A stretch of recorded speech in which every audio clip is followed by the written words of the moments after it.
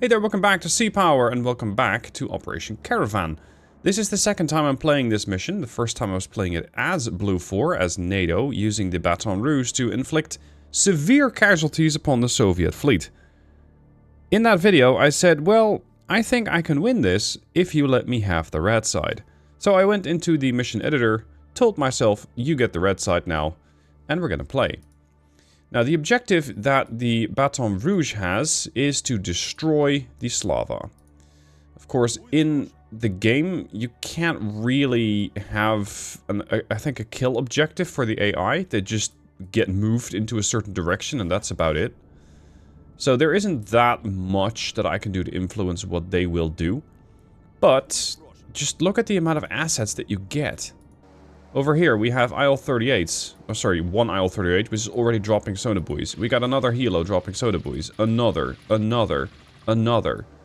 Sorry, that's not even a... that's not even a helo. That's another ASW plane. We got a sonar buoy line backed up with a couple of these fast patrol boats. These are the Stenka-class torpedo boats. They're fast at 38 knots, and they need that speed to get into range of whatever submarine we detect. At which point, it's going to be challenging to find it and then eliminate it, because these torpedoes are slower than the target.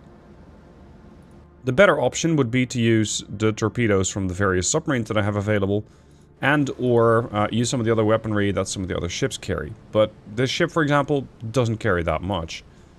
I have yet another IL-38, which is dropping sonar buoys there. That's not where I need it, because I, of course, having played this mission, have a rough idea of where the enemy is.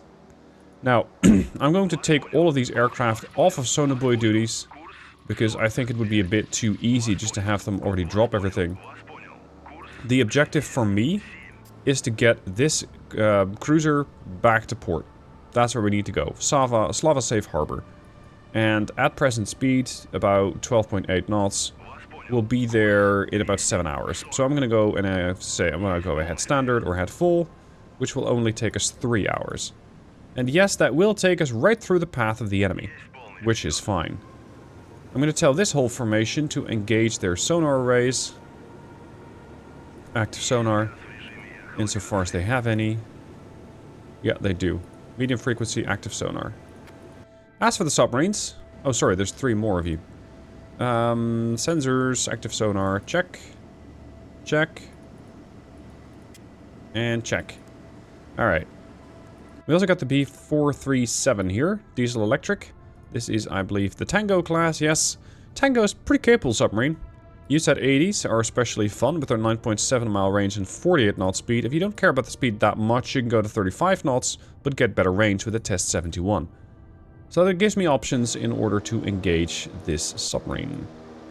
I'm going to tell this IL-38 to come over here. I'm just going to start dropping passive sonar buoys. Intermittent is fine. And let's see, we're doing a speed of 24 knots at present, which means we will be there in an hour. So let's make sure that we drop a bunch of sonar buoys in the meanwhile. Arguably, this is not the best idea, because a submarine such as the Los Angeles has much better range than that. But this is just to make sure that if they do happen to be here, I will detect them. Orient that a little different. There. The other IL-38 is going to start dropping here.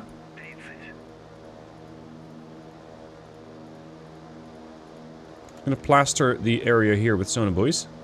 The helos, I think they're okay, but they're not spectacular when it comes to dropping sonar buoys, because they're just much slower than IL-38. I even have an air base here, which can launch 5 additional IL-38s. Okay, that's a lot. So the AI had that. They got access to all these ASW planes. They could bring up to... They could bring a couple hundred sonar buoys to the party. And then, like, what? Do they carry 5 torpedoes each? 4 torpedoes each. So that's another 20 torpedoes that they could have in the air. And I still was able to eliminate most of these ships well, largely without difficulty. As for the submarines, if I get detected, I'm done.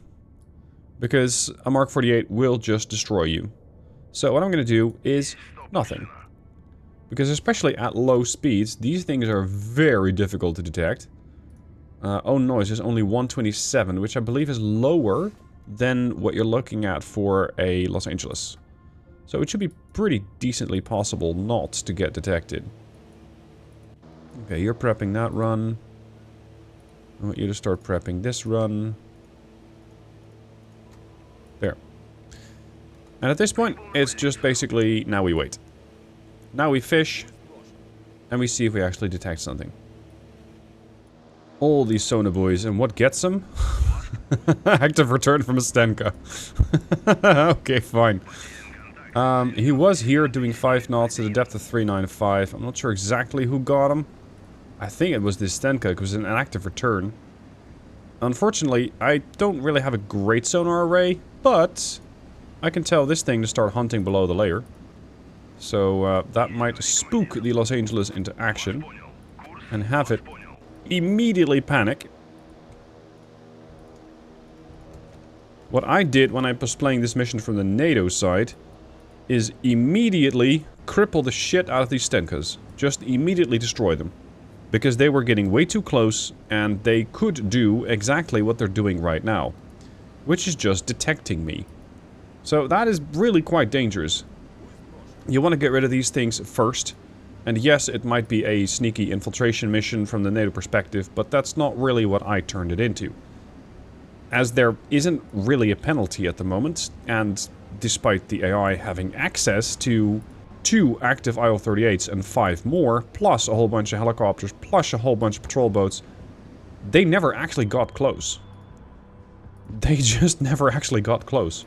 So yeah, that was a bit, a bit sad. But here we are. Alright, I want you to go ahead flank. Who's pinging him? 602. So that is you. Okay. 395. What do we know about the layer depth? We know that 384 is above the layer. Okay. Active sonar buoy going in. This one is sitting below the layer, but it's not pinging him yet.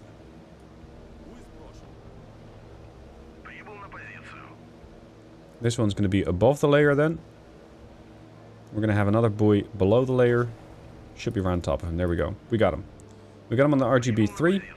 So that's one of the active sonar buoys. This torpedo is searching. And this guy either is unaware or uncaring.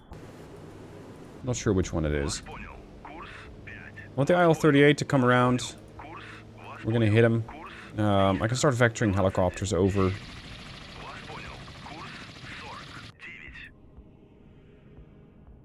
Wait, we have this many submarines?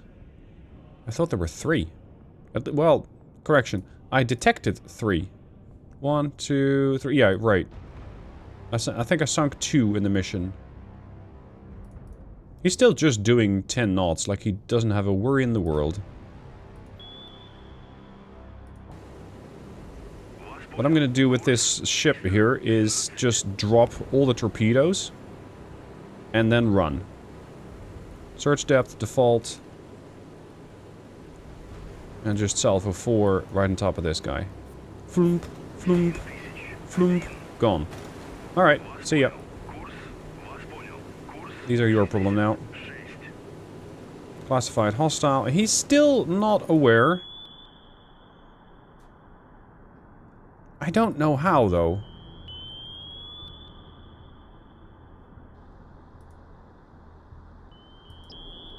Ah, now he knows. Now he starts dropping noisemakers, and there he is. That's Baton Rouge. These things are sweeping. And these are the fastest torpedoes I got. Actually, sorry, no. That would be the other type. These are the 29 knot ones, so they might very well not catch him. That is why the IL-38 is going to turn around. They drop torpedoes which can travel at 40 knots. So that's better. We have active noise. Have you found something? Yes, you have. Can you catch that something? I think you can't. Oh, he's doing 22 knots. Come on, torpedo, push it. Floor it.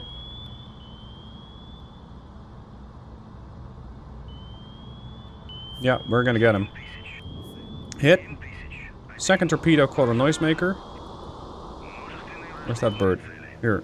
Multiple submerged contacts. Actually, no. It's just a whole bunch of noisemakers. Throw 2 torpedoes at him. I'm really making his life extremely complicated right now because he doesn't have anywhere to go. He's gonna get boxed in very, very, very quickly and then promptly eliminated. His speed is down. They're down to 2 knots. This torpedo seems to be very, very close, but hasn't quite caught up with him. I think the noisemakers are dominating the area here. Submarines throwing this many noisemakers is why you want to have an active sonar buoy. Without that, you have a pretty decent chance of losing the contact, because you will see so many noisemakers around that it becomes a little unclear. Let's see, there we go again, he's chasing another noisemaker or 2. It becomes rather unclear as to what is your actual target. If you have passive sonar buoys, it becomes difficult. Active sonar buoys will tell you exactly where you need to go. AL-38 coming in, on approach. There's the active return. He's holding at 555, so he's not flooding. Or at least not so much that he feels that he needs to surface. Torpedoes away. Oh, now we dropped all 4. Okay. That's a bit more than I had expected. But then again, I did give the order twice, I guess. So let's just 1, 2, 3, 4, 5. Provided you can make a turn like that. Yeah, there's just a wall of noise. Look at that. We're passing underneath the sub.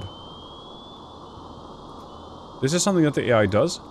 If they feel that they don't really have a choice, they don't really have options, they can't run, they will start throwing noisemakers out.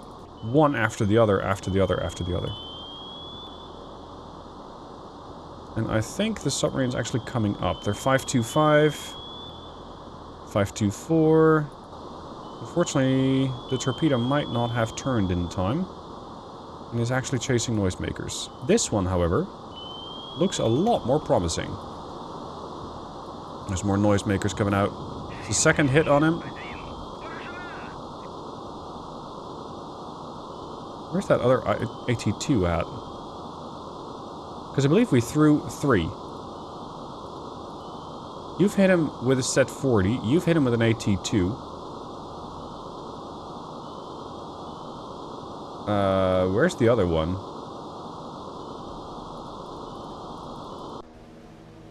Confusing. Oh, he's dead.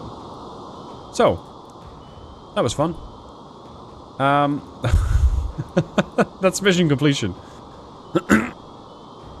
So, this is the vast difference that I hope the developers can bridge when it comes to having a better AI. I know they're working on it, and they will most definitely have AI which is going to be more challenging. What I know from Ian, who is making missions, he commented on one of the videos saying, hey, the AI actually now knows to identify a military formation simply by the fact that it is a formation traveling at a certain speed. That, I think, is a massive upgrade.